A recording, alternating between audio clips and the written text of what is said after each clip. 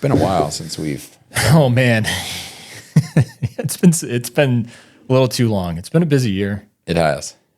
Because we did one with the interns, right? Right when we left. But then I think the last one we did was like, it was about this time last year. It was like December of last year. We need to do this better. Yeah. We got this nice room. Yeah, it's a beautiful room. I know. So what episode are we on? This will be the 9th. Okay. Yeah. All right.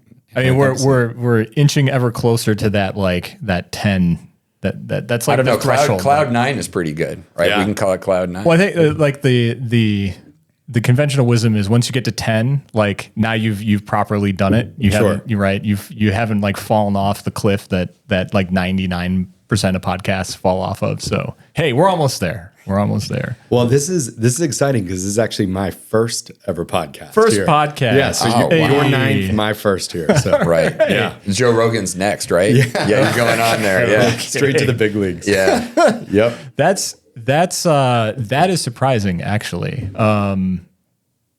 Yeah, that's just surprising. Well, I think when we get into my background a little bit, it may not be as surprising. Okay. So we'll get there. But yeah, the first ever here. First ever. Yeah. That's awesome. Yeah. All right. Well, let's roll. We can roll. Well, yeah, we can get right into intro it. music. Yeah, we've got. Yeah, that's it. You've seen the show. I have. This is how we do Great it. show. We got a little dance break, right? Yeah. All right. Got the Cargerson's mug there. That's nice.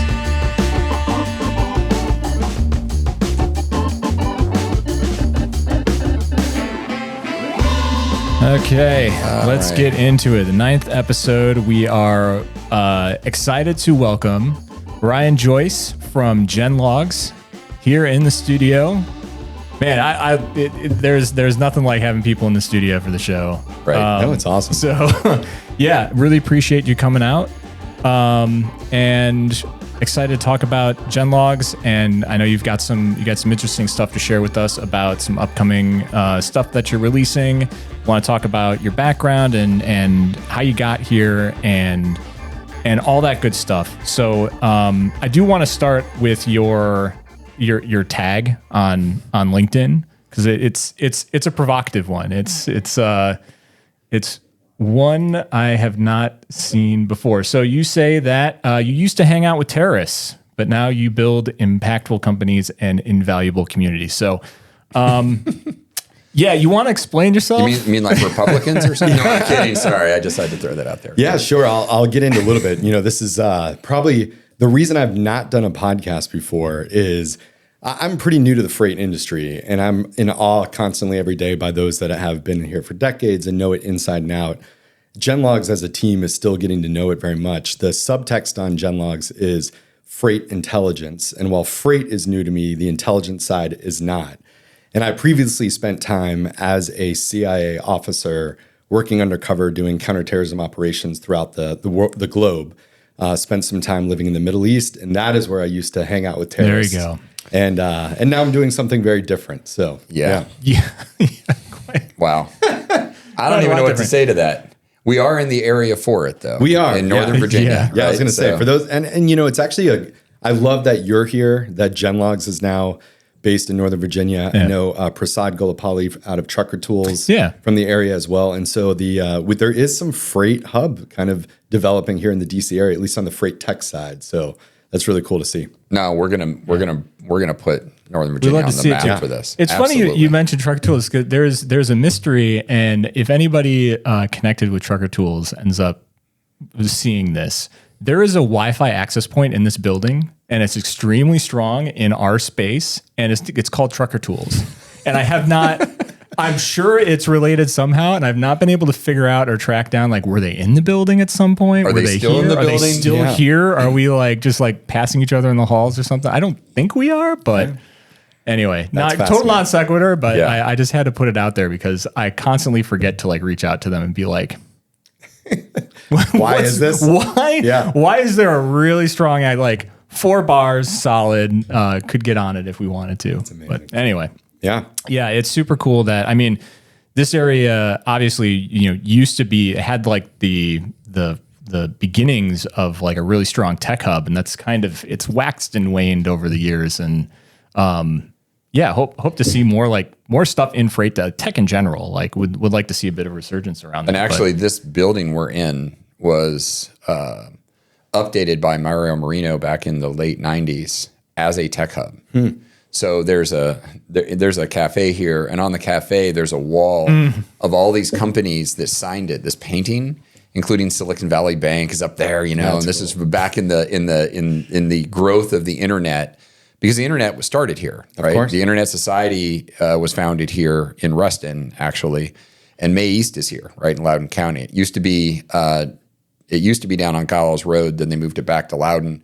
And you know, anyone needs to just fly over Dulles Airport to see the amount of data centers that are there. And everybody's like, why are all these data centers in Virginia? Well, that's where May East was. That was the tiering point for the internet. Still, what is it? 70% of all internet traffic flows through Loudoun County. People just don't understand it. Yeah. You know, they think, oh, Silicon Valley is where it's at. No, that's where they build applications on the internet. The actual internet is over here. Yeah. So. Well, and I would say in addition to that, we have some of the most talented patriotic Americans that say they could go anywhere. They could work at any big Silicon Valley startup. They could work at Microsoft, Google, any of those. And yet they make a decision that I'm going to go serve my country, whether it's the military and the intelligence community, especially being in this area between CIA, the National Geospatial Intelligence Agency. We have NSA just up the road. A lot of really talented engineers, data scientists that are getting involved to help keep our country safe. And then they come out with that incredible talent under their belt. And they're really battle tested when it comes to this, is using those strengths, capabilities day in and day out. And now they come out and are looking for what's next. Right. And I really think that there's a pathway by which a lot of those, and I've seen it, a lot of other founders that came out of the intelligence community, just like myself, that are coming out with a really deep understanding of how data can be used and technology can be used to solve some of the thorniest problems for the United States government. And now that can be applied to a lot of different industries. Right. I just happened to choose freight, and we did too. Yeah, exactly. Yeah. But and I think that's awesome, because kind of the deeper part of the story in terms of why here I was hanging out with terrorists. And the tagline we kind of joke at GenLogs is we used to track terrorists, but now we track trucks. And it really was me spending time abroad, understanding the importance of all this type of data that we were collecting from sensors, satellites, a whole bunch of other sources. And then I got back and I was sitting there during COVID thinking, what's next? And I always had a mantra for myself when I was serving inside the intelligence community, was I wanted to serve in a country that was listed above the fold of a newspaper, because that meant it was important. Policymakers cared about it. The American public might have cared about it. That's where I always wanted to go. So when I would open up and if I would see a country listed 3 times or so, I was headed that way. During COVID, what was above the fold of the newspaper? It was supply chain every day. Supply chain, supply chain, supply chain. And I just, I'd truly never considered how this mug got to be here, how the clothes we're wearing, how the Topo Chico got to, just all of this is brought by trucks. Oh yeah. Yeah. And I think that like this light bulb went off where I felt like I needed to learn more, naturally curious. So just started going down a rabbit hole on trucking writ large. And I'll tell you, like, some of the deeper story for why I decided to build GenLogs, and happy to get into it, was seeing that the backup we saw during the supply chain squeeze, so to say, in the COVID time was a bunch of ships off the coast of California trying to get their goods into the ports, from the ports on, and we saw a little squeeze on capacity in the trucking market. Right. There was a lot of factors that were involved, but that was certainly one of it. And it got me thinking that if we were trying to get goods coming into the country this way, God forbid we ever have conflict in the Pacific, and all of a sudden now everything that we need in terms of mobilizing as a country needs to head back to those ports and back out. We're gonna encounter the same types of issues, but the stakes are gonna be much larger at that point in time. And no, I mean, that intro is awesome. I actually started my career here too. The reason I'm in Northern Virginia, I grew up in California, was I was in the Pentagon. Mm-hmm. So I was in the Air Force, and my tour was served at the Pentagon. So I ran a system for Undersecretary of Defense. So I worked directly in there. It was nice. At 18 years old, I ended up having dinner with Dick Cheney. It's like I was an airman basic having dinner with the Secretary of Defense. It was bizarre, but things like that happen when you work in the Pentagon and you're 18 years old. But that was back some time ago in late 80s. But it is the same sort of thing. You also come out of those things mission focused. Mm-hmm. A lot of people go into startups, they're not mission focused. They're maybe personally motivated around that, but they aren't mission focused. And I would say supply chains are about the most mission focused aspect of most companies. You're not on the marketing side, you're on the grind that actually makes it work, right? And to me, that's, from a country perspective, that's what our militaries are, right? They enable us to do everything else. Absolutely. Right. Yeah. Well, we're 4 days away from, I guess, on the other side of Veterans Day, but thank you for for serving. Absolutely. Yeah. And you and your capacity as well. I mean, that's just awesome. So, I mean, I had a variety of things. I'm a software guy. So I came to supply chain, not because I was in supply chain. We actually did at one of my prior companies, we did a DARPA project around logistics. That was an interesting one. That was down in Arlington that we did that. It was like a 3-year DARPA project around how to build a multi-agent distributed system that agents could run inside of like tanks and do logistics planning for you. So if you had like kinetic attacks that blew up a tank, you wouldn't need to supply that tank with anything else. I mean, I know that sounds like bad, but it's how do you build a dynamic planning system around, logistics? When we went in to, invade, and I was at DARPA at the time that we went in to kind of drive to invade Iraq. At that point in that Persian Gulf War, when we were doing that, that was the longest logistics line we'd ever had in the history of military. It was like, 400 miles long, something like that coming. It was crazy. And the fact that we were able to pull that off. I mean, COVID itself, the military was the thing. The U.S. military was the thing that made warp speed work. And we know a lot of the senior folks in pharmaceutical companies is what we do. Every one of them on the supply, senior vice presidents of supply chain are like the U.S. military logisticians. Well, I'm like friends with these people now. They were the most impressive thing. They were saying, what do you need? We'll get you whatever you need, wherever you need it, at whatever capacity and level you need it. There were so many things, politics aside, it wasn't just about the development of the drug, which was itself accelerated and amazing. Whether you believe in the vaccines or not, right? Put that aside. The physical supply chain of that was insane. We actually were involved in the monitoring of the first ever shipment of pharmaceutical products that were vaccines from Brussels to ORD on behalf of the airline that flew that. They had other sensors on there for the pharmaceutical, and then sensors on there for 3PL. Sensors had sensors. Yeah, there were hundreds of sensors on that booked flight, but they literally chartered 777s 2 times a week, bringing vaccine into this country out of Brussels because it was all being developed in Belgium, on behalf of Pfizer. But that supply chain, that was all frozen, deeply frozen, -80 stuff. We didn't have freezers. People were buying freezers, installing them, setting them all up. We did not have that capacity. Supply chains are all about constraints. You mentioned the ports, right? There's a ton of constraints. People don't realize what it is as a massive constraint, algorithm, if you will, that's running all the time. If you look at the ocean vessel companies, they have massive profits. Why? Because they're going around the Horn of Africa and coming back up to avoid the Red Sea. It's like that constraint shifts massive economies, costs, product cost, down to the consumer, inflationary cost. All of it's driven by supply chains. Yeah. And I would say like one of the constraints too, which is what further propelled me into this, is frankly an information constraint. Yep. That I was reading an article when we were thinking about the early stages of GenLogs. I think it was actually put out by Uber Freight, where they were talking about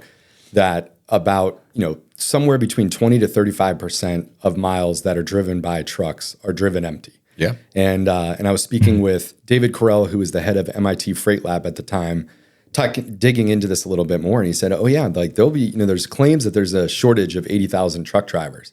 He said, if we just had every truck driver, if they could drive another 18 minutes a day, that could eliminate it. But going beyond that, just this idea that dark capacity is out there on the trucking side, but because of high fragmentation and a lot of other issues, knowing where a truck is at any given time has been a perennial problem for the industry. And I remember like in the same it was like 2 weeks after that Uber Freight released that report, I ended up calling someone there and said, well, how do you guys solve this? And they said, oh, we hire an army of carrier sales reps to pick up the phone every day and to call lists of truck drivers just to ask them 4 major questions, which is, where are your trucks? What type of equipment do you have? Like, where do you guys want to go today? And just kind of go, and they would just update spreadsheets and then do it again the next day and the next day. And I just, in my mind, I was thinking like, man, I've worked in environments where we literally were ubiquitously tracking a whole lot of targets in a country and really understanding where they were and what they were up to. And why isn't that happening in trucking? And I know I investigated the ELD mandate, and people thought that might have solved it. It didn't. Yep. For a variety of reasons, this just seemed to be unsolved. And so the constraint there was just information that you were kind of banking that if you couldn't find someone at that point in time that was in your carrier network, that was at a time and place that worked for you with the right equipment, the right backhaul needs and all the above, well, then now you're going to a load board to post. And thanks to COVID and a lot of other factors, we saw that fraud was on the rise there too. And so people were, hey, I don't want to post on the load boards, but I also am having to employ a very large headcount here to call to just figure out where trucks are in the country. And I thought it was so interesting that at that same moment that I was investigating this, I could pick up my phone and look at flightradar24.com and see every plane in the sky thanks to ADS-B beacons, or every ship at sea thanks to AIS beacons. And the same equivalent didn't exist for trucking. It does not. And that's really where the light bulb went off for me of, hey, there's a lot of problems here, and there's really high fragmentation, high fraud, and a real need for better information to get at exactly the right truck at the right time, right place, right equipment, right backhaul needs. And that's really what born GenLogs, from that deep desire to use better information, or as I would say, intelligence, to make better decisions. So that's a little bit of background. And we call that measurement, right? It's a measurement problem. Broadly speaking, a lot of folks don't know this. The amount of money we spend as a world on logistics, care to guess number? I mean, 10 billion, or 10 trillion. Yeah, 10 trillion dollars a year. Of that, about 4.3 trillion of that is transportation. So we spend $4.3 trillion on transportation a year to move products. North American truck transportation is $750 billion. The 3PL industry is not moving things, right? They're coordinating the movement of things, $750 billion. These are massive industries. All of IT is like 3.5 trillion. So, I mean, logistics is 3 times larger than every IT, Gen AI, whatever you want to think about, everything we use in our pockets, it dwarfs everything. It's also the biggest industry from just a sheer cost perspective. And it is a cost center, right? I mean, anything that dark capacity that you described, we just don't know, right? So the ability to better measure is the foundational requirement. And then to be able to layer something above that. But definitely that's the beginning, is how do we get measurement? I looked at this problem at the founding of CargoSense, our name, CargoSense, right? We were focused more on the cargo, not the asset. Lots of people were focused on the asset, so, some to a good degree, some to a bad degree, but it's so fragmented. So even if I'm a carrier and I have automated tracking on my trailers, right? Like a Samsara system or something like that, it's not like I share that data with anyone. So there's also that problem. It's siloed, majorly siloed. And people feel that information is kind of proprietary value. They don't know how to charge for it. So this proprietary value, so they try and lock you into portals, and then you have no idea what truck you're going to be on. I mean, even Uber's this way, right? I mean, Uber Freight, they're aggregating data as well, using the phones and stuff. And the ELD thing, it doesn't give you the picture that you want, which isn't necessarily just the driver, it's also the trailer. I mean, you need the trailer, and the trailer's the thing that moves things. It's not the tractor pulls, but in Europe, they're almost all straight trucks. They don't have the tractor trailer issue that we've got. We've got a lot of tractor trailers, private fleets, some more public fleets, but it is a measurement problem, and the ability to address that problem is a massive cost offset, right? Yeah. So talk a little bit about your take on that. Because I remember when we first got in touch, it was I want to say like a year ago or maybe a little more. I think you had like you got into the place where you'd really figured out how you were going to source the data, and then you were exploring, okay, like what are the hottest use cases for what we've got. Talk a little bit about how like that foundational layer of your product and how you're figuring out what's going on out there. Sure. I mean, yeah, the sourcing of data, we went through a lot of other ways that we were trying to source it before we finally settled on the way that we're currently doing it. And that is we are physically deploying sensors along all major interstates and highway, building a nationwide network of these roadside sensors that's able to collect on every single truck and equipment pairing, whether it's a trailer, flatbed, a car hauler, and using AI in real time to extract out the make, model, the U.S. Department of Transportation motor carrier number. We'll get the cab number. We'll get a VIN if it's visible. And then we'll see the equipment types there as well as any logos and numbers on that. And we are pulling that 24/7 from the roads. And this network is now coast to coast. I mean, we still have some areas that we need to augment. Sure. But we have enough built out over this last year that we can really, with a high degree of precision, even get to the point of in real time where you can tell me, hey, I need to move this load right now. It's a spot load and I don't want to go to a load board, but here's your origin, destination, equipment type. And we will find you all of the carriers that are within 2 hours of that origin right now that have the right equipment type. And that based on the past data patterns we've observed, likely need to head to where that destination is. They're looking for a backhaul essentially. And we'll serve that up. So instead of this shotgun spray and pray approach of I'm just going to post on a bunch of load boards and subject yourself to potential high degree of fraud, double brokering, you can now get like a sniper rifle to say, that is exactly what I'm looking for. And that's the carrier I want to use. Maybe it's in your network, which is great. If it's not, it's outside, but we're now bringing that to the surface. So it really boils down to, we had to go, I mean, we saw that same thing where we saw like the data's there, it's siloed. In fact, I had a call with Samsara where I asked them about what market penetration they had with as a percentage. And I think it was around 7% a few months ago. Sure. And they're like, the big dog. Well, they've gobbled up almost everything else. They have. CalAmp and others, they went into Chapter 11. Sure. They were doing, truck ID systems. There's a whole bunch of these companies that do trailer tracking. Yep. Right. Like, and Samsara came along because they had a better software platform. They did. They didn't start on trailer. They actually started fixed monitoring. I have a monitoring system in my place that is a Samsara room monitoring system because it was the first sensors they had before they went to fleet. They were saying, how are we going to go to fleet? I'm like, oh, good luck, right? Yeah. So, one of the most successful IPOs in the freight tech space that have been out there, Samsara, doing well by all measures, yep. right? Continuing to grow, yep. Having 7% penetration. Exactly. And that just shows you how fragmented this market is. Yeah. And there's another side to that too, which one thing I really do appreciate Samsara, because despite everything that GenLogs is doing, we actually take privacy very seriously. Right. And I can get into that along the way in terms of how we safeguard that. Samsara does the same thing. They'll tell you right on their website that your data is yours. So even though they have 7% market penetration, they're not taking that and sharing that to tell you where these carriers are. So the problem persists in terms of either you are a shipper or you are a broker and you are trying to find a carrier on a lane to source capacity there. And I remember early on when we released our product, it was literally the first week. And I was talking with a broker and he asked like, hey, I'm desperate. There is a lane that I'm trying to source for this shipper. And we have been looking for 3 months to find dedicated capacity on this lane. Cannot find it. Can you help? Well, within 2 seconds, I pulled the OD pairing there, pulled a list of all the carriers, and he shot out emails to the top third of that list.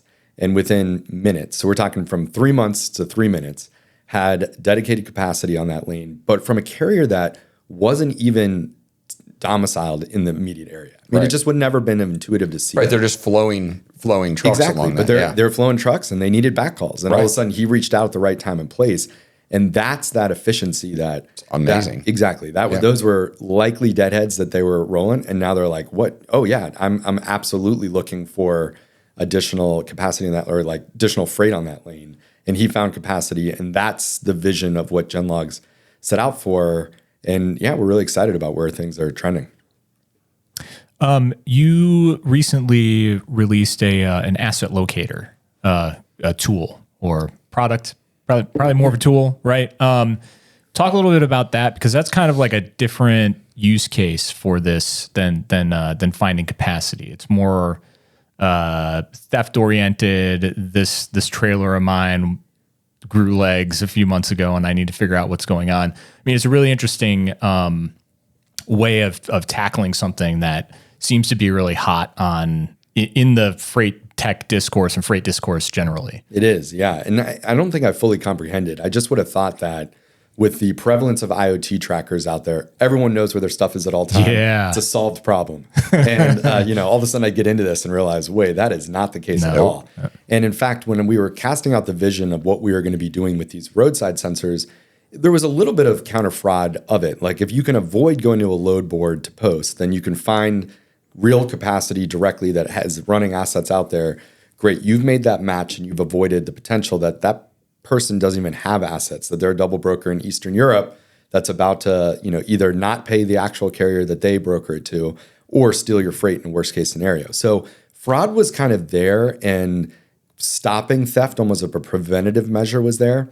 But I don't think we truly understood what we were sitting on when we now had all of this imagery that was coming off of the roads, that we were using AI to pull out all of the data in terms of metadata from that you could query within seconds. And this goes back to, I think, last February of this year, I met a Fortune 50 company shipper that was at Manifest Conference and just stuck up a conversation. This is when GenLogs was still just 3 people, had a few sensors out on the roads, and was still developing. I was still learning the industry for sure. And I told them, this is what we're doing, and this is the data we have, and we're extracting all this data. And I think they were a little like, is this real? Like there was definitely like this, okay, sure. Sure, bud. And you know what? Like what never happens coming out of these conferences, you always, as the vendor, are trying to follow up, press, hey, we met, I'd love to do a follow-up call and this and that. And for the first time ever, and in my recollection, the Fortune 50 shipper reaches out to us and says, of all the people we met there, you were the one that stuck out to us, but mostly because we think you're full of crap. Almost like that was the That's what you want. Exactly. That's what you want. That's what the underlying tone of it was. But they said to test it, here's 10 trailers that we're missing. What can you do? And I was sitting in a Panera just working that day, and the email came in. I was on another call, and as soon as I got off the call, I saw it. And I took that first trailer number, dropped it into our database, hit enter, and boom, we had a hit on it. Wow. Yeah. And within 2 more minutes, I took all the images, sent it back. So they knew there was no way we could have culled through all of the data on the roads to find that. And I said, I haven't even looked at the other 9, but here's the first, and here it is. And since then, we've gone on to help them locate, recover dozens and dozens of their trailers. They're about to join as a customer. They have 2,000 trailers lined up that they're looking for to find. And within the last 4 months, that's a lot of theft. It's a lot. It's a lot of, and part of it's like some of it's not even theft. The IoT tracker will go down. Right. They will not know where it is. And the one that we ended up finding, or a few of them, they're attached to their own private fleet. And so they're in their network. They just don't even know it. So we're helping find internally. Right. But we're absolutely finding theft on the roads as well. Sure. And in fact, we've had 2 large truck carriers that we've been working with over the last 4 months that combined we've found over 400 stolen trailers, or it could be unauthorized use. At the end of the day, I think the line's kind of really blurry between what is theft and unauthorized use. But the bottom line, that there are now eyes out there that can help recover, and that's really what the asset locator is. It's our ability to do a search across our entire network of sensors to see if we've seen anything historically, and if we have, we can pull that data right away, and then in perpetuity, we can set an alert on any asset. Could be the truck, could be the trailer, flatbed, whatever it might be. And when that is seen out there in the middle mile, you will get an alert to your inbox saying, there it is. And now you have the visual evidence to go track it down and work with law enforcement, potentially. I have questions on, you brought up the privacy aspect of it and Samsara. I understand when somebody says, I'm buying devices from Samsara. I'm putting them on my trucks. That's going back through Samsara's, multi-tenant SaaS service. But my data is my data. I get that. You're sourcing data by observing public roads. Yeah. Right? That there is no guarantee to privacy on public roads at all. That's correct. You're in the public. You're not even in a private business. You're on a public road maintained by it's the like states. Technically somebody sitting on the side of the road with a clipboard could be like, No, it's public information. My point is there is no expectation of privacy for trucks driving down the road. As a matter of fact, the reason we have identifying plates on things like that, there's an expectation of publicized identity on the road. So you don't really have a strict requirement, right? Other than, maybe the relationships you have with your customers, you don't have a strict requirement of anonymizing data. I mean, I understand you respect it. Sure. I'm just saying that's an interesting line to walk, though. There is. And, there's we could dig into this for a long time. I would say coming out of the intelligence community, one thing I was really impressed by, and I think this is something the American people do not hear enough, so I'll just go ahead and say it again, is how much the rule of law is respected within the intelligence community for even collection like overseas operations. Oh, yeah. We just won't do certain things as a country. And when it comes to collection on U.S. persons, you cannot touch that with a 10-foot pole. I mean, the moment a U.S. person comes up, everyone runs away. And I love that because, as the CIA, we are the external focused intelligence collection looking at foreign operations. Once a U.S. person pops on, you walk away. And I would say that's really the DNA that we brought into preserving privacy here at GenLogs. You're absolutely right. There's no expectation of privacy on a public roadway. And in fact, when people ask, like, how are you able to put these, sensors out there?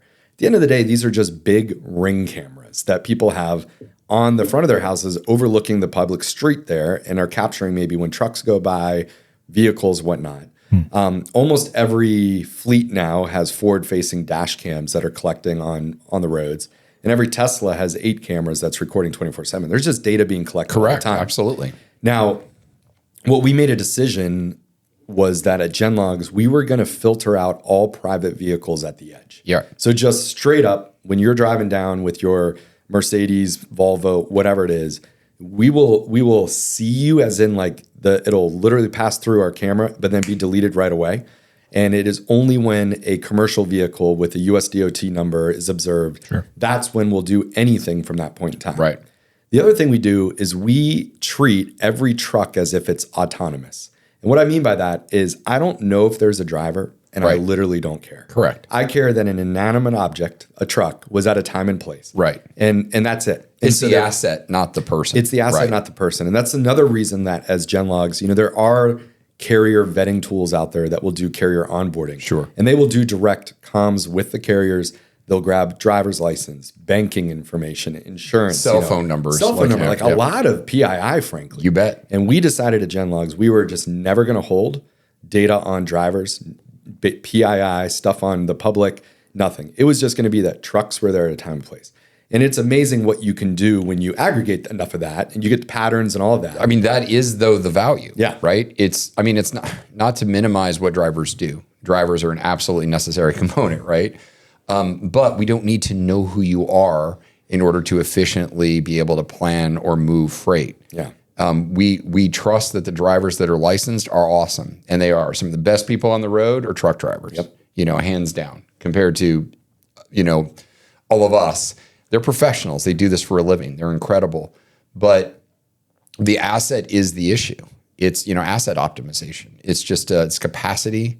If you're inside of a building and you've got inventory, you can optimize that.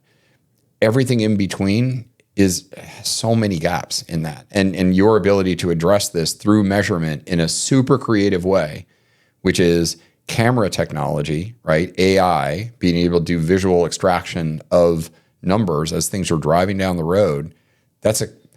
It basically turns everything on its edge. Yeah. Maybe with the prior agency you worked in, you had things way up in the sky that you could do this with. Mm-hmm. Can't really call those down and source those anymore in your current capacity, but you augment it with this thing. So how do you do that on roads? Yeah. Obviously, you're not covering every single road everywhere in the United States. So how do you do this when it comes to deploying that infrastructure? Sure. For us, it was looking at just how do trucks move across the country to begin with. I mean, just literally lay down a map, and Federal Highway Administration puts the freight analysis framework maps out there that shows with density how many trucks are in certain lanes. That became our North Star. We literally said the thicker the red line, we're going to put sensors there first and then work kind of inside out, almost like a bell curve where you're just going to get biggest bang for the buck right in the middle, and then we'll work out to the edge cases. And that's what we did. We broke every stretch of highway between two major metropolitan areas. Let's say it's from Washington, D.C. down to Richmond, Virginia, for example, that stretch of 95. We would say that was a stretch of highway that we wanted to cover. And then we went about and sourced locations to get out there. We started going through solely private partners. So we would literally scour with satellite imagery and then all the rest to find. I mean, it was literally taking like an approach that we might have taken inside the intelligence community to map out like terrorist activity in a certain village. Right. Now we're applying that to just where could we position things for visibility? Exactly. And we took that approach, and we had to raise some money early on. And now we're spending literally millions of dollars to get this network out there. I think one of the surprising things to me is I thought that would go a lot smoother in terms of identifying locations to get these out there. Unlike space, where there's infinite space, and you could have Elon Musk launch satellites for internet up there, and then Jeff Bezos could do the same. Those satellites could literally be right next to each other, and now you're competing on cost. We looked at there's like 46,000 miles of U.S. interstate, and when you actually look at those high-density trucking lanes, that's going to be a smaller subset of that. For our technology to get a U.S. DOT number flying by, that's only has to require to be an inch high, flying by at 70 miles per hour, you have to be in pretty close proximity to get that reliably over and over. And that therefore cuts down even the proximity to the roads. Like, it is amazing how much, like when you think of a football field, it seems so large, and then you actually are like measuring the distance from a football field from the edge of a road, and you're like, oh wow, like the only place we could actually put our sensor is too far away here, and that rules it out. And then you have to figure out, like, do you have power? Do you have enough telecommunications or Wi-Fi or other type of infrastructure to get the data back? All of a sudden, those Venn diagrams of where you could possibly get these sensors out there became really, really small and really, really difficult to find. And so we had to augment with a multi-person team that our sensor deployment team is just doing incredible work finding these needles in a haystack that not only meet all of those requirements, but then has a private property owner that's willing to get to a yes. And I think our stance on privacy has really helped us get there, because we can truly go in and say, we are not collecting on private vehicles. We are not collecting data on the drivers. We're collecting on trucks. And that data is going to help the supply chain. Yeah. We are building unbreakable supply chains to make America safer and stronger. And that same data down the road is going to help with certain things like counter fentanyl, counter human trafficking, counter theft, and all of these issues that the public is like, I wish we would solve that. And some of it's going to be data needing to bring it.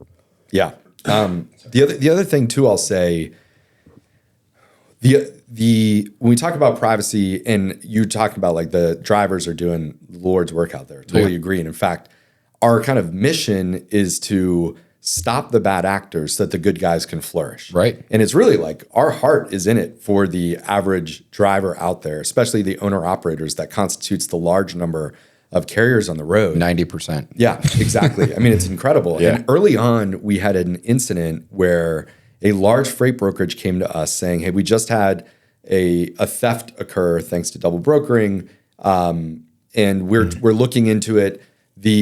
But we have image that, or basically they said like the guy at the gate with the clipboard recorded down the US DOT number. This US DOT number, it's been a great carrier for us for so long. We're trying to figure out what happened. So we threw that US DOT in our data, pulled all of the power units we're seeing with that in the last month out on the roads. And I think we had 6 of them. And we gave the 6 to the broker. The broker called up that carrier to say like, hey, I'm just trying to figure out what happened here because someone with your US DOT came up here. So let's go down the list of US DOT on the trailer. On the truck itself. So the on truck the cab. on the cab. Yeah. Okay. Had pulled up. So they were going down and it was like a red Freightliner, a purple Kenworth or whatever, and goes down. And the guy's like, yep, that's mine, that's mine. But the last one was a blue Volvo. And the owner operator or the head of this small fleet said, yeah, we don't have a blue Volvo. And the brokers, are you sure? Yeah, no, we do not have a blue Volvo. So we pulled that, and sure enough, some thief carrier out there was using this guy's US DOT placard and going out and stealing loads around the East Coast in his name. Well, the problem, and he didn't even know it yet, is that freight guard reports were being filed against him, this legitimate carrier. Oh, wow. And that is his livelihood. All of a sudden, he was on do not use lists across all these different brokerages for having done nothing wrong. And he was simply victim of someone else stealing his identity on the road. But you've been able to prove that. But we've been able to prove that. So we could absolutely exonerate through proof there. But that was kind of the only way we could do that is by collecting data out there. No, but I mean, no one else would have been able to do that unless they would have caught the person that was doing that. Yeah. The fact that you were, as a third party, able with your data set that you've accumulated to give this guy proof, which doesn't destroy his livelihood, right? I mean, that's an amazing story. Yeah. Well, there's three primary ways I think we help the average owner operator that's out on the road. One is that kind of, here's evidence to say this was fraud and it was not you engaged in bad activity. The second is we just help them be found, frankly, in a way that isn't currently being done. Just this week, we pulled how many carriers we've seen on the roads multiple times on our sensors that have never been inspected by the Federal Motor Carrier Safety Administration. We had almost 4,000 carriers in the last month that are out there, brand new authorities, trying to build their book of business, trying to show that they're actually out there. Like, you can find me. And a lot of these large brokerages will have rules in place that they won't even assign freight until you've had 1 year of authority under your belt, and you have multiple inspections. And if you go to an inspection roadside station and ask for an inspection, they will not do it. And so you have to be out there working, driving, hoping that you're getting inspected. And really all those inspections are being used for is to just confirm that you are a real carrier on the road, right? And that you're not a double broker that doesn't actually have any assets. So there's a cold start kind of problem. It's a cold start problem that we're seeing, and we're able to now lower the barrier for some of our broker customers to say, you can find this carrier and they're real, and you can actually now reach out and invite them into your network before others are even going to look at them. Yep. And we can essentially guarantee that they're not double brokers with no assets. They're real. They're running these loads. They're running these lanes. The equipment. So that's kind of the second way, is just to help find them.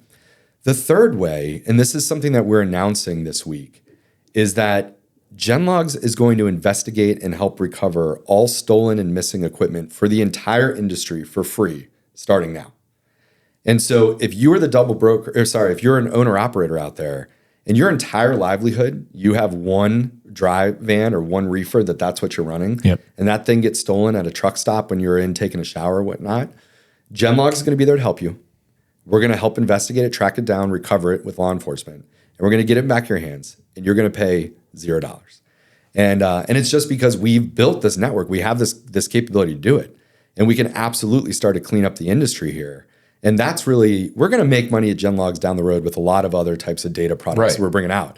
But this in particular is just something that we can do. And so we are going to do it. And that's what we're announcing this week. That's cool. That's amazing. Yeah. We just looked at each other because we're like, that's pretty awesome. That rocks. Yeah, it does. I mean, when things fall out of what you do, which, what you don't want to do is be predatory, right? Yeah. You had a tornado go and take your house out. So we're going to come in at that point and buy your property for a distressed amount of money, right? No, you're saying you've had your reefer unit stolen. That's a low point for you as an owner operator, right? You can't make a living. To come in and say, okay, we'll find it for you for a fee, kind of, I get it. Yeah. Like, people can do that, but that you can do that is awesome. Yeah. Right? Yeah. Just never kick a person when they're down. Right. And this is like in their greatest time of need. You bet. Is when they need the help. And that's the trade-off. It's kind of like the unspoken handshake that we have is we have sensors out there. We're collecting what's happening on the roads, but it's all going to be to your benefit. We guarantee it. And we guarantee it in those three ways.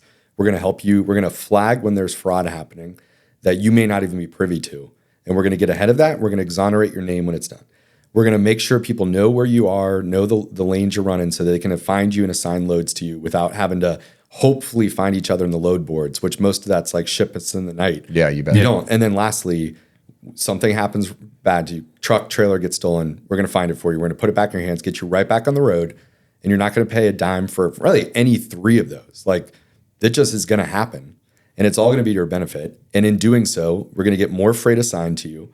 We're going to help our customers are primarily the brokers to begin with, but we're also working increasingly with shippers and carriers so that they can just be more efficient in terms of connecting with each other out there.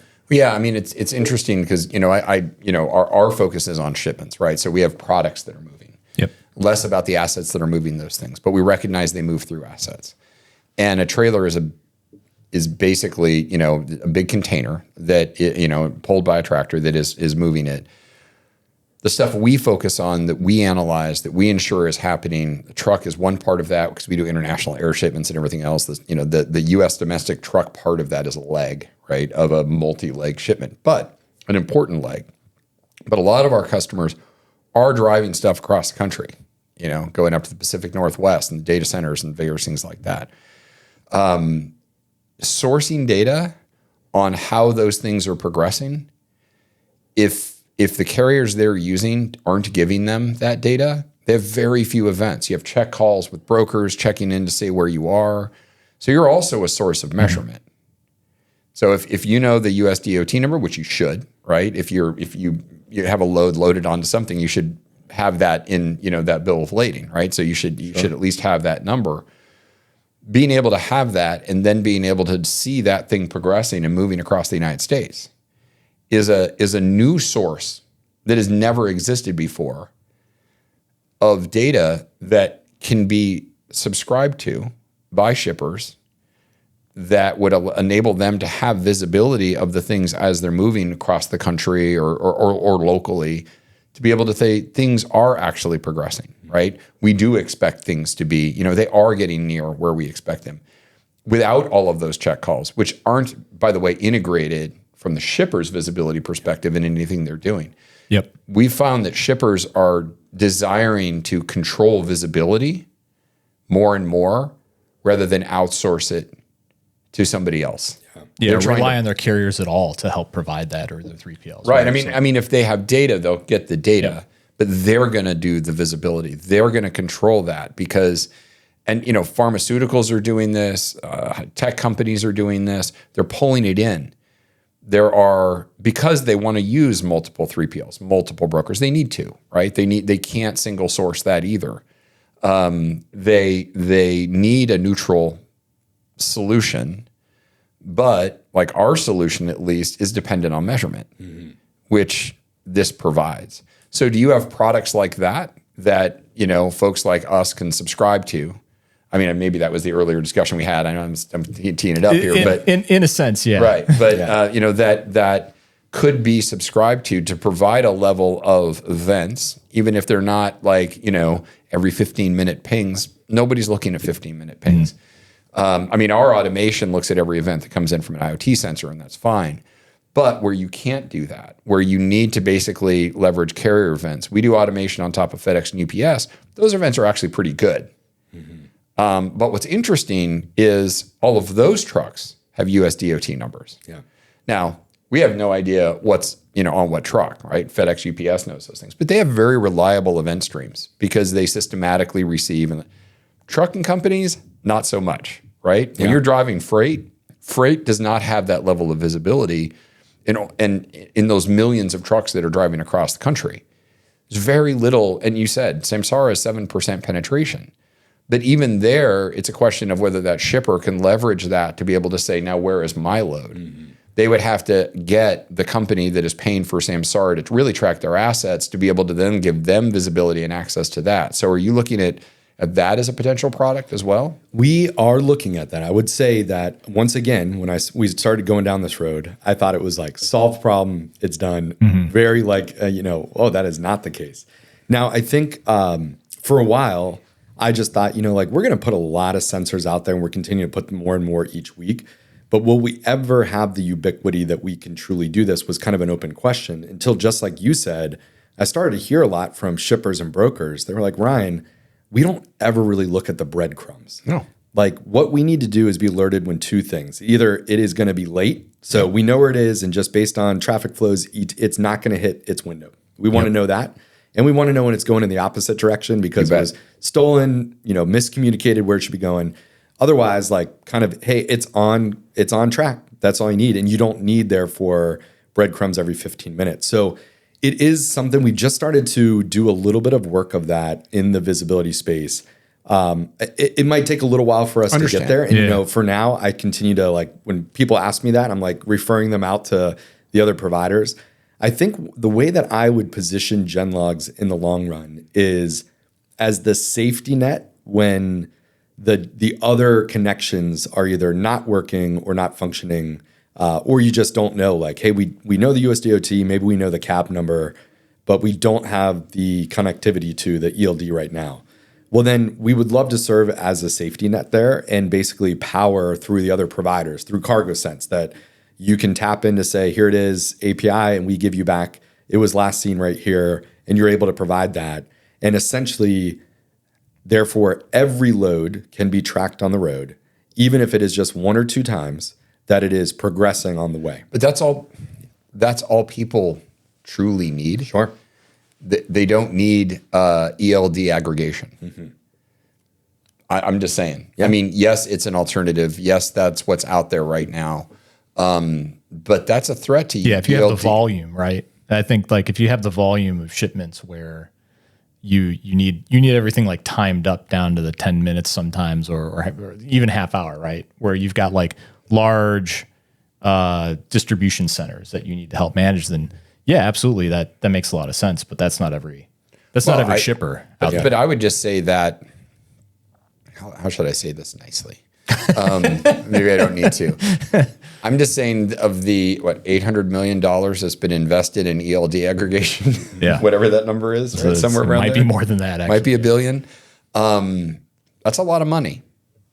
And there's privacy issues with that. There's PII issues with that. You're tracking the driver. You're not really tracking the truck or anything else. I mean, yes, if you've got dedicated ELD equipment inside the truck, it's one thing. A lot of these people use their phone as that. So that's what you're tracking. Yeah. You're not tracking the asset. You're tracking the person. Anyway, you're using that data for a secondary reason. That was not its primary purpose. Its primary purpose was not to track trailers and loads and be able to use that data. It was to track driver hours and hours of operations. There's a whole mandate, right, to ensure safe driving on the roads. That's it. They're trying to use that as a secondary reason. You're a primary source of measurement. You're not a second. You're not like, oh, we can also do this. You are trying to identify a thing moving in a direction on a road at a point in time. You got it. Right? That's it. Well, that's a primary source, not a secondary source. And it's the asset. It's not the person. Whoever's driving that, you don't care about in the sense of you don't need their identity, right? Yep. You care about them as a person, but those events are the events that shippers need. They don't need anything else. Sure. And if a different, if you were a LTL company and you dropped the trailer and another tractor picked that trailer up and moved it along the way, you'd still be able to track that. If they don't have those events, ELDs don't help you, right? You've got a different trailer with a different tractor now on it. Yep. So if you're tracking the tractor because tracking the drive, if you don't have that event, you don't have that switch event, you're done. Yeah. But you don't have that problem with your measurement. Because you also are tracking that trailer. Now you could say, oh, that trailer is being pulled by a different tractor, so you actually know that too. But that's a benefit potentially to the owner operators, those kinds of things. You can use that data around there. From the shipper, they care about the thing that's moving their freight, not the driver or the cab. They care about that their freight is in that. When we were talking to Estes a long time ago, at the time. They were tracking all their cabs, but they weren't tracking all their trailers because they don't move far distance, right? I mean, they're moving things in and out. They drop all their trailers in their big lots and everything like that. But this is a source of measurement of those things, which today they don't have. They only have it through the proxy of the in-cab solution, which they have. And as long as they've got the events of what trailer they've hooked to, as long as they hook to the right trailer, again, you've got that. But with your solution, you actually see both. I mean, potentially see both. We do. Right. Yeah, we do. In fact, we going back to the fraud piece or the theft piece, we had a large broker recently report one of the leased trailers that they had was stolen. And they were just asking, hey, do we have this? Have we seen it? And it turns out we did see it. And it was being hauled by an owner-operator based in a little town in California. And But when I went back in time the week prior, we saw the same trailer being hauled by a different power unit from a different owner operator, also located about 20 minutes away from that initial town. Just interesting. And I was always kind of say in the intelligence community, like coincidences are kind of worthy of exploring further. And so we started looking. I saw that the two license plates were actually had to have been issued within days of each other because they were almost sequential. But the real kicker was when we looked at all of the information that was out there in the two carriers. It turns out that they both shared a phone number at some point in time. And so now we had like two tractors based in the same area of California, almost sequential license plates, sharing a phone number. And it turns out what we believe we were seeing was a network where they were either taking trailers, running loads or whatnot, but sharing that. And now we saw like guilt by association because we saw them. Sure enough, 2 weeks later, we saw a third truck now associated with this from another carrier, but also based in that same area. And so we had like just a few of these bad actors that were stealing equipment, sharing it to do whatever they're doing on the roads. But it's because we're watching all the time and seeing those pairings, then you can now kind of look at these associations in order to really tease out the networks. And at the end of the day, GenLogs doesn't want to just deter theft or detect it. We want to completely dismantle the actual networks so that the good guys can flourish. And that's what it all comes down to. So yeah, there's multiple reasons why having this data and getting into that measurement piece of taking a look at, hey, we have both the truck and the trailer, and we have that data, and it's trending.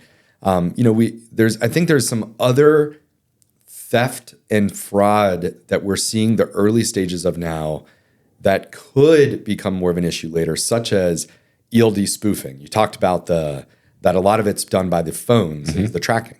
Well, there are applications that you can do that you can absolutely set a predefined route that you want that GPS to be spitting out at the route level, and that's what's now it's sending. Well, now GenLogs comes in, and we're now providing two-factor authentication for the real world. That is what the ELD is saying, or at least the phone, the app is saying that truck is. Can we confirm that on the road?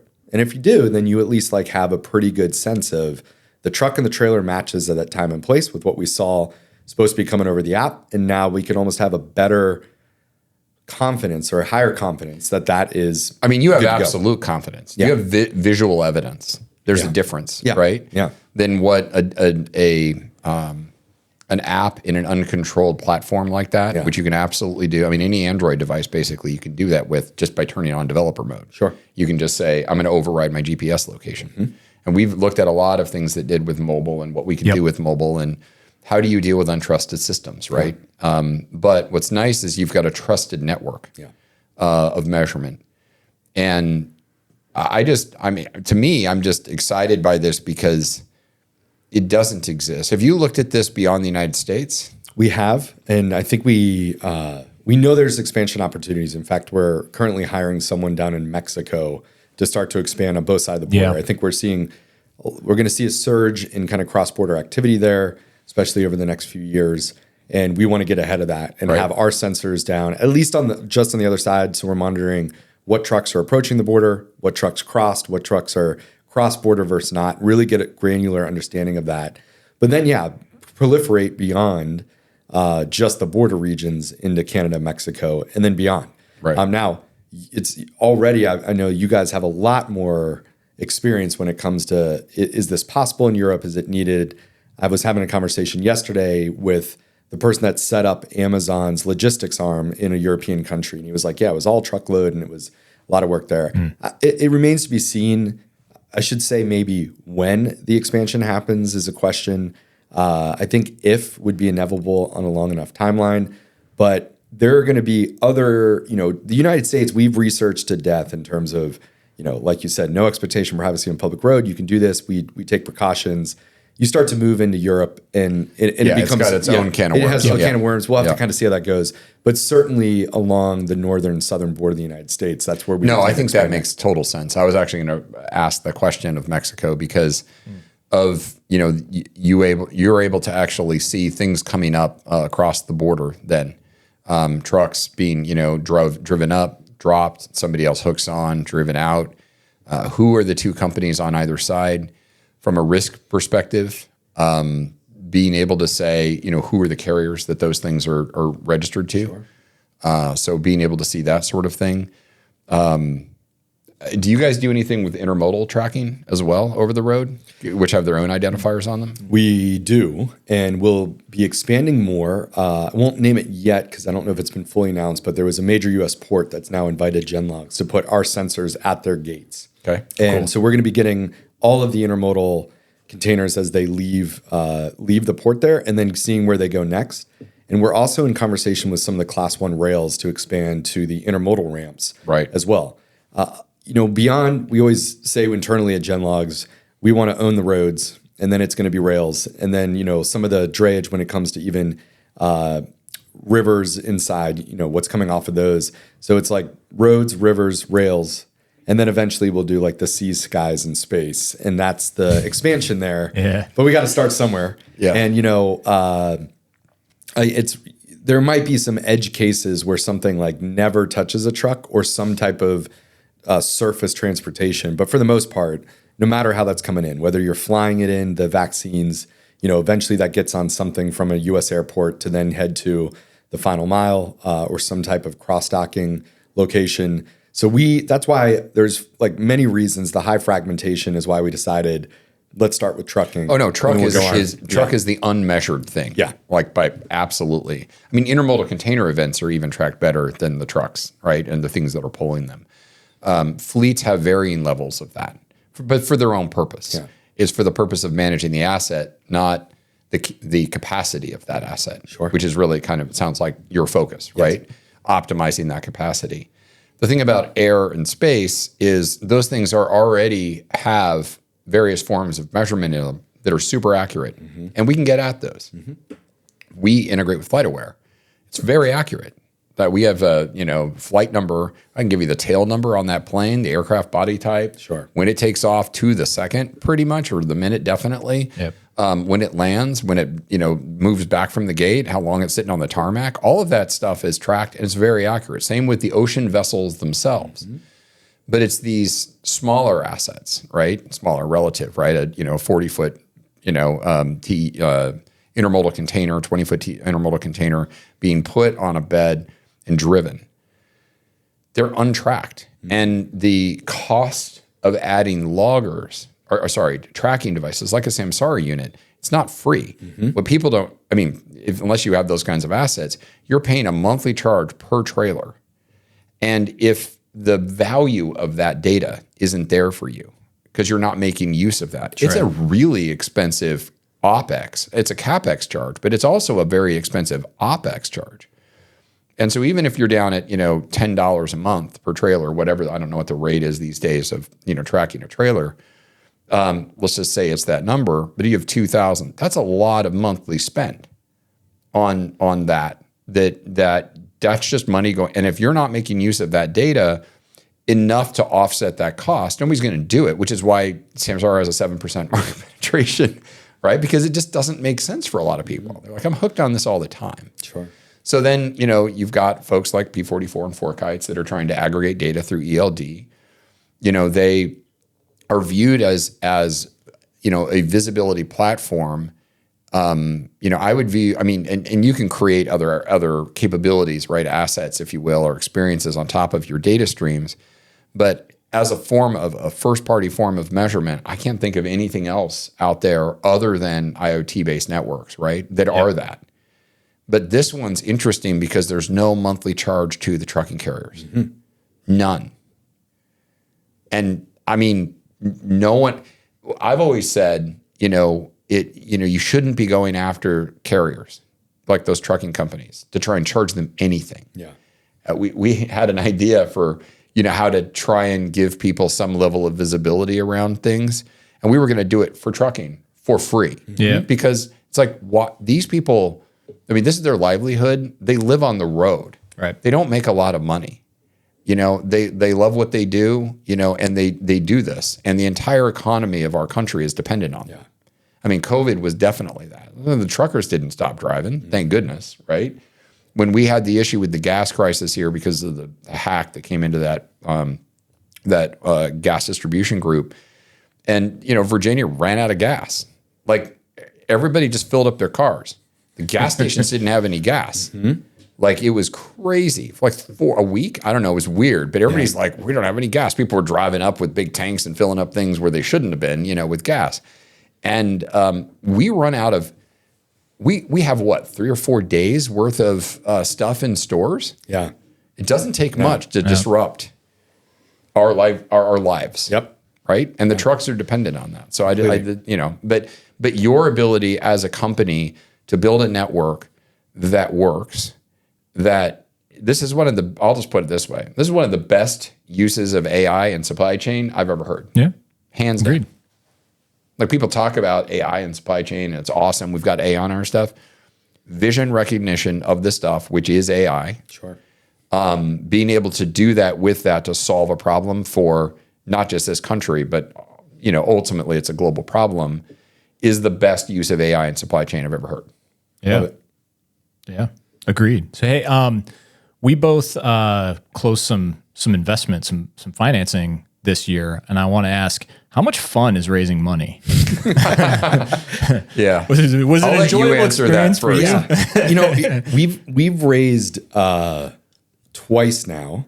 So one was our seed round earlier this year. Yep. The other is not yet announced, but we actually have closed our Series A.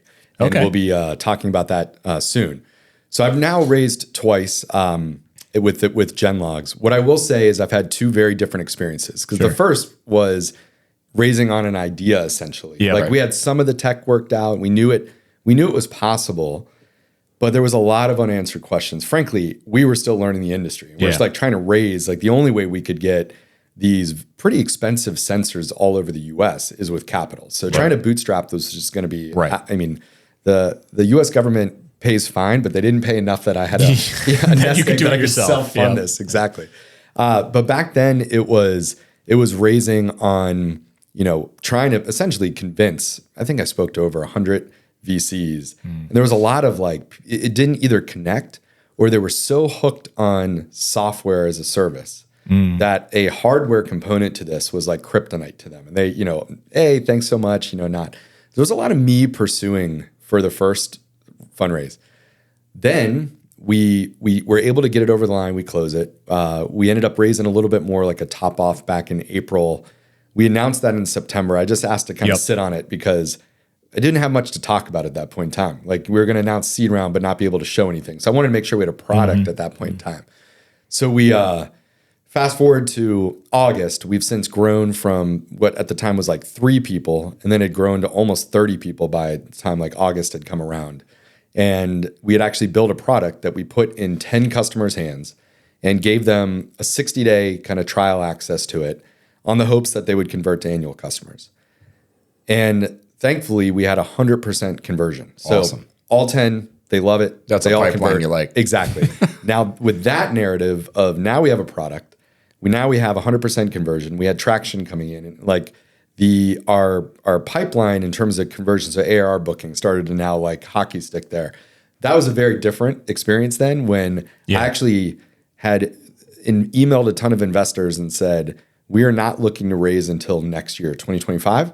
Starting in November, I will start to take some early meetings to be able to get there. And we ended up like getting preempted a half dozen times on that Series A. And so this just, as I talk through other founders and I'm talking through what my experience has been, it's all about like who has leverage. And back then the investors had all the leverage because we had nothing. Yep. And when you switch that with actually getting traction, customers, all the above, the leverage now shifts and now you have it. And so I think it was just kind of a lesson learned for us. We couldn't have done it any differently, but I certainly tell founders when they're asking, when should I raise money, this and that. And if it's not capital intensive, like ours was, if you're doing something more that's a SaaS product, maybe you're doing something in the AI space that's engaging LLMs. And I think there's a lot going on there. And I don't know that that's where I'd want to put my whole future. But if that's where you're at, focus on customers, focus on traction, because once you have that and you show that people are converting, they're loving it, high NPS, that makes it a whole lot easier. Yeah. Yeah, not so much. Yeah. No, I agree with everything you just said. It's just that it's not been my experience. Yeah. My experience is, 12 years now of a long process. Yeah, we've been at it a minute. Yeah. And it was, we knew we had a hardware component to what we do because we rely on measurement, right? So our stated mission statement is simplify supply chain operations through measurement, automation, and collaboration. It's that simple, but we need measurement. So we need measurement, reliable measurement. And then we want to drive automation on top of that. And we didn't start here. Yep. We believed it was just the aggregation of measurement in the beginning. And so, but there were very little things you could actually aggregate from a measurement perspective. So we ended up working with people to build things, Toshiba and various things.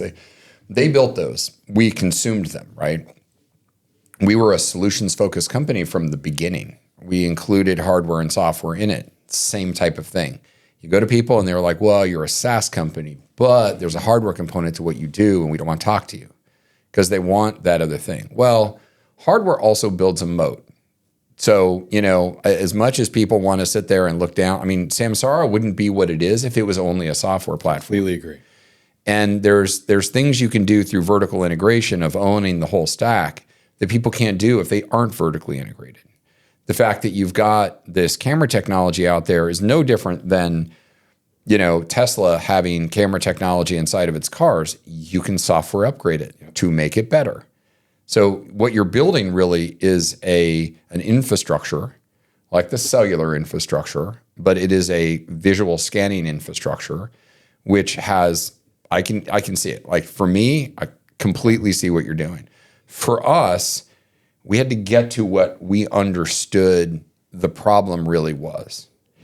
And we thought it was a data acquisition problem. And we worked with people that also thought, customers. Yep. What's nice is we've never really lost a customer in our entire existence. Awesome. However, it takes time to grow them out. Yep.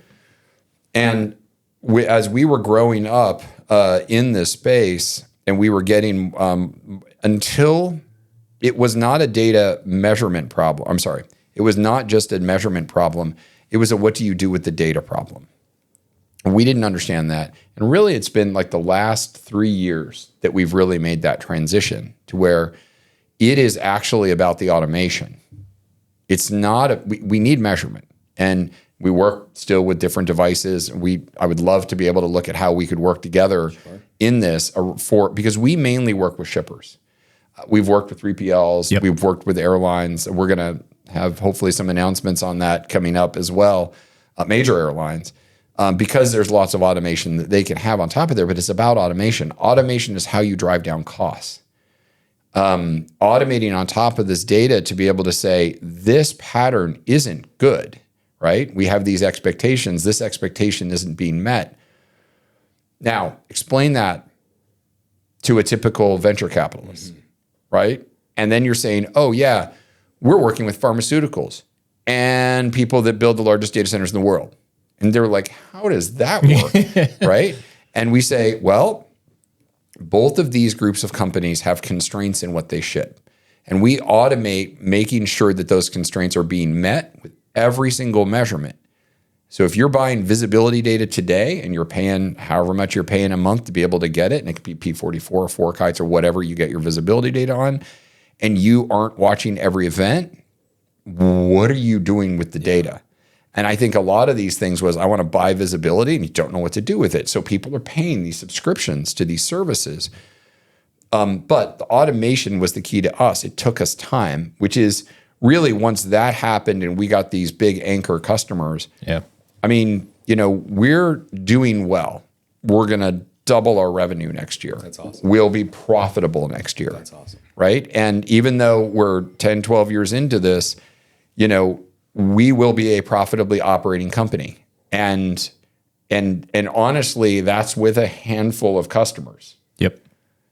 So, and we're about 30 people. So, you had a rocket ship compared to, we were both the living socials. So you want rocket ship, we went with 450 people to 4,500 in a year. Yeah. So that's a different kind of rocket ship. But from a growth perspective, your growth and what you needed to do is impressive. Yep. Your ability to convert on this is impressive, but because your idea is impressive. Yep. right? And it works. And I think your approach feels the right balance. You have a sustainable value proposition that somebody would have to replicate in order to do this. Yeah. And it's a massive barrier to entry. Yeah. Do you think that your A is going to, where do you feel the network is going to be where you feel comfortable that, for example, you could offer kind of checkpoints, right? Like every 400 miles, I could say, this is where you are, this is where you are, this is where you are, for shippers, right? On the shipper side. Because that's, again, my selfish interest, sorry. You know, but on that side, offer some kind of solution that way to just say, no, we're getting these checkpoints, things are trending in the right way. Yeah. I would say we're within 6 to 12 months from now, we will be in a really solid spot where it would be unlikely that a truck would have carried a load on the roads without us seeing it. That's impressive. And so we're not there yet. But that's 2 years. 2 years, yeah. I mean, it's for the entire country. Yes. I mean, and again, we're looking at like 90% of trucks per day seen in our data 2 or more times. That's what we're aiming for. So you're almost getting like vectors at that point in time. They were there and there. It's going to take a little time. That's where this use of funds is where we're augmenting. We're augmenting with additional. Man, I appreciate you want to go faster, but that's just impressive. Like I'll just say. Yeah. Well, we know that we will survive or die based on the you're going to survive. Well, we will survive, but in terms of thrive, maybe based on how quickly we can get the ubiquitous network completely flooded, where you literally like aren't missing much out there. We were able to, one thing I'm really proud of my team is to not only build like you have to have 3 things perfectly coming together. There's the hardware that we have there out on the roads. Then you have the AI that's interpreting all the data. And then all of that has to kind of come. There's a software layer to it. Absolutely. And to know that where the network is now, which I always feel like, hey, I want to be further along. Yeah. But it is far enough along that we had 100% customer conversion when they saw what they were able to do with the data. And they just knew it's only getting better and better. And certainly each week, we have a crew right now in Texas headed towards Laredo, putting up sensors in Laredo. That's been a big request for our customers for a while. Sure. And now we're going to have collection on who are the carriers, frequently Laredo, so that you can just even find who do I reach out to if I'm looking for cross-border help. And now we'll have a list of those for our customers. So yeah, it's been a wild ride, absolute wild ride. And especially for someone who came in not understanding, really having any appreciation for supply chain, freight, logistics, transportation, all of that, but being a beneficiary of that for the last, we all are, 40 years. Exactly. It's been, and one thing I will say too, it's also been one of the most fun industries to really learn. You bet, for sure. I mean, sitting across the table from you guys, like there's just almost a kinship of, you're working on this too? Great. We share something out, right? Yeah. And I will say going to even my first conferences in this industry was night and day. The company I was in beforehand, we were doing some really cool work that pivoted into retail analytics. And so I was going to these retail conferences and everyone was buttoned up. And if you hadn't grown up in the industry there, they didn't want to really chat. Right.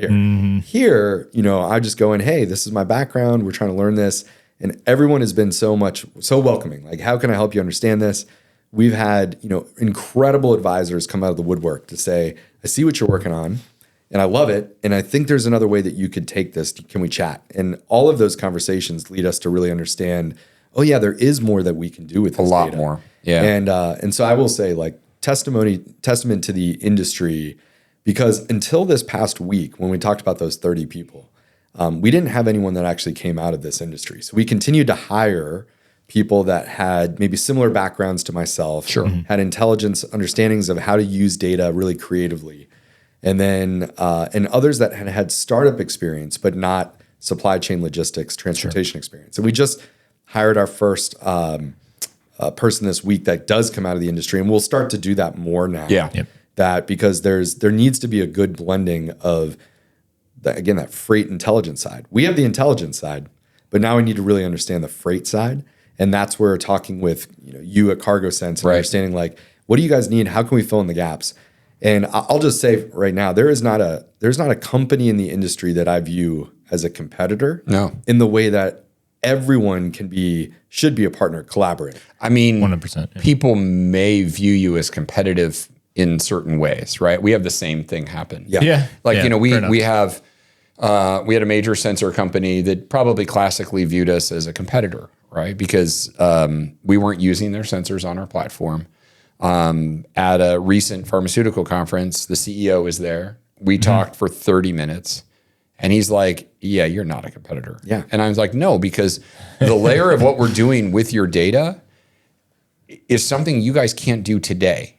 And for you to get there and be able to support the data management from your sensors on your platform, which they do today, that is a big lift for you guys. And we're there, and we've got customers there, and we can move your devices. Yes, let's similar connect things. these dots. Yep. Right. And it's, I mean, you can definitely be a source of measurement for visibility aggregation companies should they want to do that, right? So you're not competitive in that way.